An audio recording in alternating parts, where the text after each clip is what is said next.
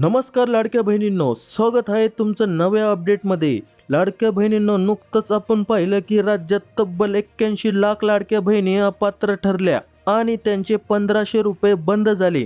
पण तुम्हाला वाटत असेल की लाडक्या बहिणी शांत बसल्या असतील, तर अजिबात नाही। लाडकी बहीण योजनेतून बाद झालेल्या या लाडक्या बहिणींना आता पैशासाठी एक भलतीच नामी शक्कल लढवली आहे। लाडकी बहीण योजनेचा लाभ बंद झाला म्हणून काय झालं?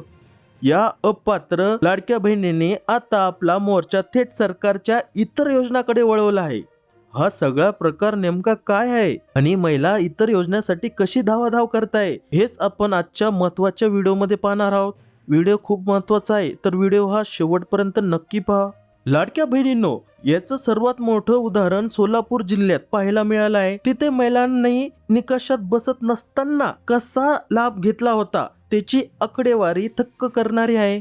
पहा, सोलापुरातील 15,530 महिलांचे वय 65 वर्षापेक्षा जास्त आढळले, तर दुसरीकडे एका कुटुंबातील फक्त 2च महिलांना लाभ देण्याचा नियम असताना एकाच कुटुंबातील 2 पेक्षा जास्त लाभार्थी असणाऱ्या तब्बल 1,13,000 महिलांनी योजनेचे पैसे घेतले। जेव्हा प्रशासनाच्या ही बाब लक्षात आली, तेव्हा त्यांनी या एकूण 1,28,530 महिलांचा लाडकी बहीण योजनेचा लाभ कायमचा बंद केला। पण खऱ्या खेळाची सुरुवात इथूनच होते। या अपात्र महिलांनी धीर सोडला नाही।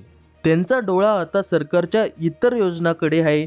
ज्या लाडक्या बहिणीचे वय 65 वर्षापुढे आहे, त्यांची पावलं आता श्रावण बाळ योजनेकडे वळली आहेत।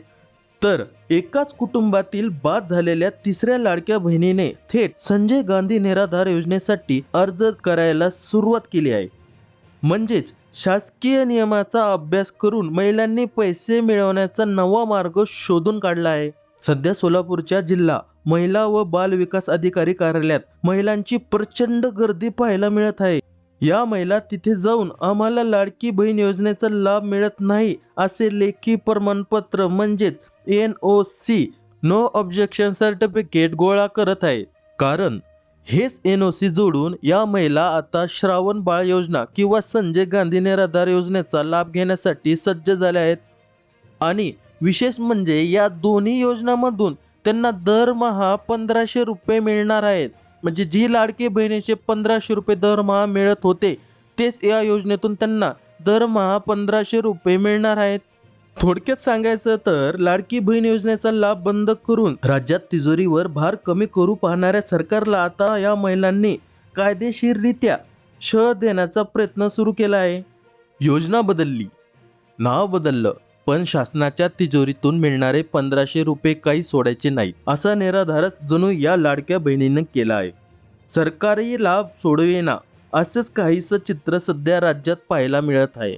तर प्रचंड गर्दी ही लाडक्या बहिणीची पाहायला मिळत आहे या योजनेसाठी। लाडक्या बहिणींनो, अपात्र महिलांच्या या प्लॅन बद्दल तुम्हाला काय वाटतं? त्यांनी केलेला हा जुगाड योग्य आहे की अयोग्य आहे?